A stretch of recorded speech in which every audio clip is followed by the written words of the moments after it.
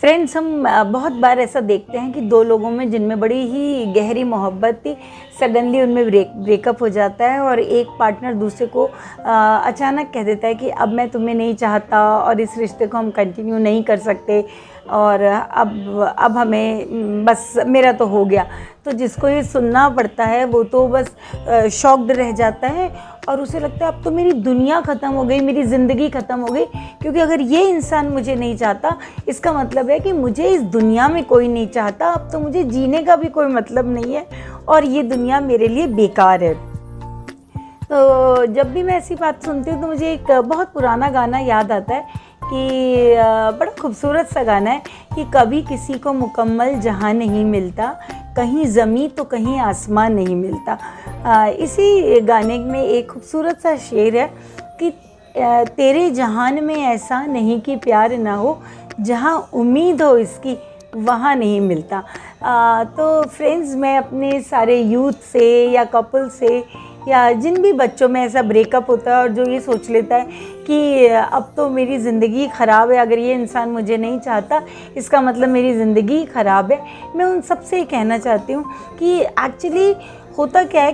कि हम लोग ऐसा सोचते हैं बस ये पर्टिकुलर इंसान यही मेरी ज़िंदगी है। जैसे बचपन में हमारे साथ होता था ना कि माँ मुझे तो वही खिलौना चाहिए, ऐसे ही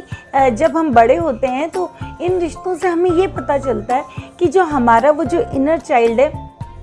जो अभी तक मैच्योर नहीं हुआ है वो किस तरह से एकदम से हमारे सामने आ जाता है। और बचपन में हम जिस एक खिलौने की ज़िद करते थे उसी तरह से बड़े होकर हमें लगता है कि अगर ये रिश्ता मुझे नहीं मिला या पर्टिकुलर ये इंसान मुझे नहीं मिला तो मेरी दुनिया ख़त्म है, मेरी ज़िंदगी ख़राब है। और हम उन्हीं टेंट्रम्स को दिखाने लग जाते हैं, उसी तरह का रोना पीटना, डिप्रेशन, खाना नहीं खाना, बहुत कुछ हो जाता है। मेरा ये मानना है कि हम लोग एक्चुअली होता क्या है कि किसी एक वेब में अटक जाते हैं, अपने बनाए हुए जाल में ही अटक जाते हैं और वहाँ जहाँ हम अटकते हैं उसमें से हमें बाहर आना है। क्योंकि